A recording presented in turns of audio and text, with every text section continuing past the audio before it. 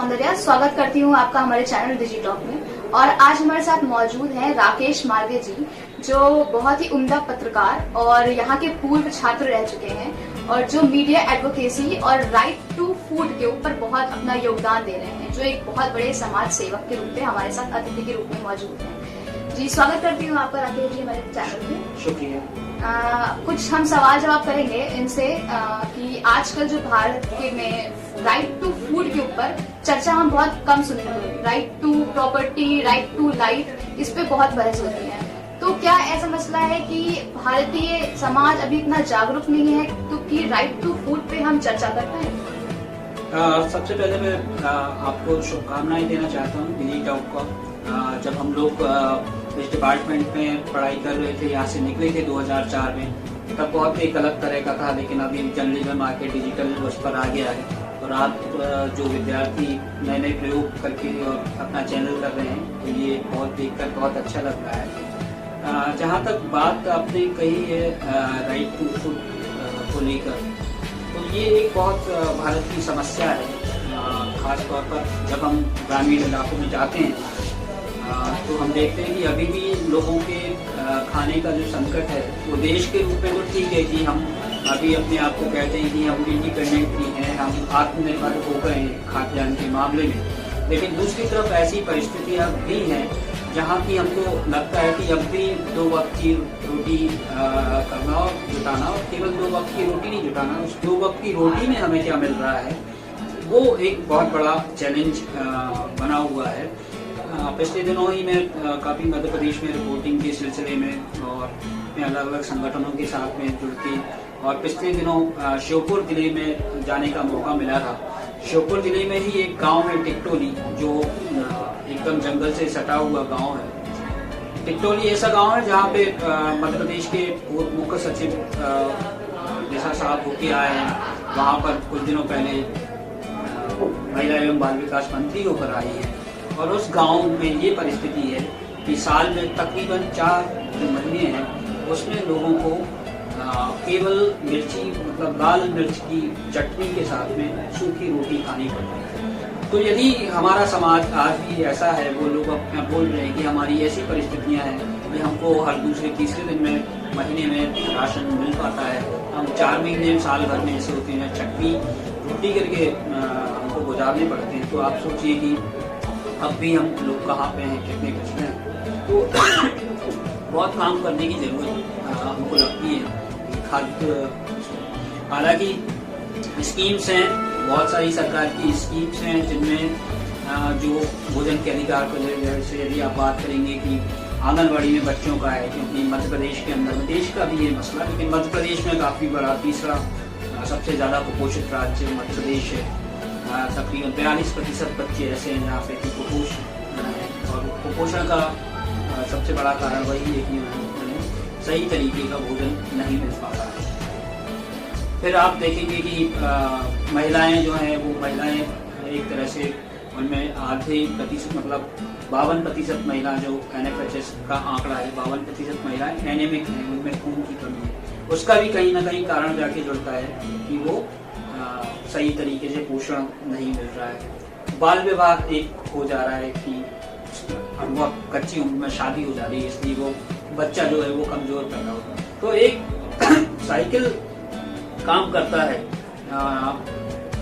जो कि हमारे, फिर इसके सब के परिणाम के रूप में ये होता है कि हमारे मध्य प्रदेश में बहुत बच्चे मरते हैं, महिलाएं बीमार होती हैं, डिलीवरी के दौरान आते हैं। तो एक पूरा चक्र जो चलता है, उसमें हमारे हेल्थ इंडिकेटर्स बहुत गड़बड़ होते हैं। तो इसकी जड़ में कहीं ना कहीं हमें ये लगता है कि केवल भोजन की मात्रा उपलब्ध नहीं होना, वो भोजन किस तरह का उनको मिल रहा है, उसकी बहुत जरूरत है।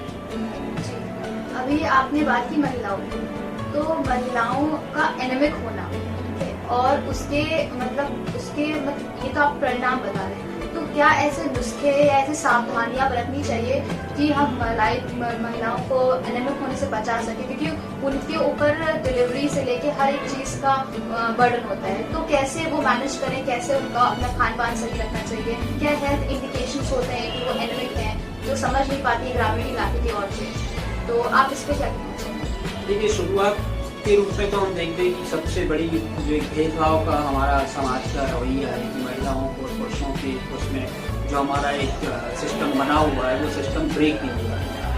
जो एकदम कंडीशन बनती है, वर्ष कंडीशन जहाँ बनती है जहाँ की महिलाएं जाके एक चक्र है जिसको आप ऐसे समझें यदि कि भेदभाव हो रहा है, बचपन से एक महिला बड़ी हो रही है, उसके साथ बचपन से भेदभाव हो रहा है, उसका शरीर तैयार नहीं हो रहा है, उसके साथ और जो उसकी किशोरावस्था की समस्याएं हैं वो समस्याएं हो रही हैं, फिर आके उसकी जल्दी शादी भी हो रही है। अभी आप देखेंगे कि पिछली जनगणना का जो डेटा निकाला था तकरीबन देश में जो बाल विवाह है वो बड़ी मात्रा में हो रहा है। 2 करोड़ बच्चे ऐसे थे जिनका तय उम्र से पहले ही शादी हो गई, उसमें तकरीबन आधी महिलाएं थी। मध्य प्रदेश में भी तकरीबन 8-9 लाख ऐसे मामले थे जहाँ पे अभी भी आप जाएंगे लोगों में ये अवेयरनेस तो आ गई है कि बाल विवाह नहीं करना है, लेकिन उसके रूप में वो इस तरह से होता है कि अब छुप के बाल विवाह करना है। अब वो बताते नहीं है लेकिन चोरी से कर रहे हैं। तो जागृति तो आई लेकिन उल्टे तरीके से उसको छुपाने का तरीका उन्होंने निकाल दिया।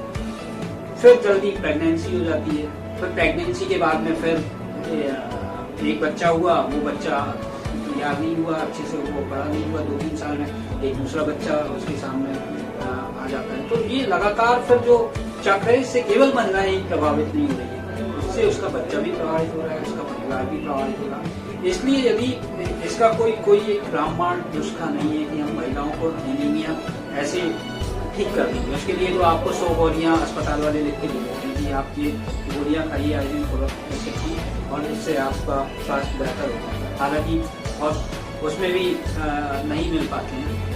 पर सवाल यही है कि एक परिवार के अंदर और एक समाज के अंदर महिलाओं को किस रूप में देखा समझा जा रहा है और किस तरह से उसकी केयर की जा रही है। तो ये बहुत बड़ी चुनौतियां हैं और इसके लिए कोई बहुत बड़ा ऐसा आपको क्रांतिकारी नहीं करना। आपको यदि आप महिलाओं को भेदभाव के नजरिए से देखना बंद कर देंगे तो आप उनकी केयर करेंगे, आप उनका खान पान केयर करेंगे, आप घर में ऐसे अपने किचन गार्डन में ऐसी चीजें इस्तेमाल करेंगे जिससे आपको दवाई गोली खाने की नौबत नहीं है। तो ये जो पूरा हमारे समाज का हम देखते हैं समस्याएं शुरू कहाँ से हो रही है, तो उसके केंद्र में आपको कहीं ना कहीं लगेगी कि महिला के साथ भेदभाव की नीति वो बहुत गहरी तरह से है। सर यहाँ मैं एक टर्म यूज करना चाहूंगी, ये शायद लोगों ने ना ही सुना हो, पर एक टर्म है जेनिटल म्यूटिलेशन, मतलब महिलाओं का खतरा, जो बीबीसी ने भी हाल में ही बहुत अच्छे से कवर किया है, जिसमें ये बताया गया है कि कितनी महिलाएं इस प्रोसेस के दौरान ब्लीड करके मर जाती हैं और लोग अपनी विचारधारा या अपनी संस्कृति या अपना मतलब क्या बचाने के लिए ये सब चीजें करते हैं और जहाँ महिलाएं ही इन सब चीजों की गुफ्तगू होती हैं। तो क्या हमें किस तरीके से अपनी विचारधारा या अपने इन सब चीजों में बदलाव करना चाहिए जो हम इन सब चीजों से छुटकारा पा सकें? देखिए, सबसे बड़ी समस्या तो ये है कि हम क्या एक इकाई को मनुष्य के रूप में देख रहे हैं या नहीं देख रहे हैं। वो भले ही समाज में बच्चे हों, वो भले समाज की औरतें हों, तो हमारा समाज एक तरह से उनके साथ में किस तरह का व्यवहार करता है। और ये सामाजिक समस्या ज़्यादा है। वनस्पति इसके लिए आप कोई कानून लेके आएंगे, वनस्पति इसके लिए आप कोई एक योजना बना लेंगे, ये पूरे सरकार के भी बस की बात नहीं है कि आप ठीक है कोई समस्या है तो उसका एक योजना के रूप में थोड़े समय के लिए कर सकते हैं, ये नहीं तो आपने ये कैंपेन कर दिया। लेकिन हमारे जो सोच में है वो एक मनुष्य मांगेगा इस तरह का। यदि जो आप कह रही हैं महिलाओं की धरती के बारे में, तो ये देख के ही हमको या सुन के ही ऐसा लगता है कि ये क्या है, तो एक कांटा चुभने से होता है। तो पता नहीं कैसे लोग इतने क्रूर अवस्था में जा पाते हैं, तो ये बहुत विचित्र है और पता नहीं मैं भी इसमें क्या इसके हल की दिशा में सोच सकते हैं। तो कुछ सवाल ऐसे हैं जिनका जवाब देना शायद बहुत मुश्किल होता है। धन्यवाद सर, आप हमारे साथ जुड़े, हमसे बातें की, हमें बहुत अच्छा लगा और आपने हमारे दर्शकों को बहुत सशक्त और बहुत अच्छा बनाया, उनके विचारधाराओं को बिल्कुल तरोतार कर दिया है। तो आप हम ऐसे ही जुड़े रहेंगे कुछ नए अतिथियों के साथ। धन्यवाद।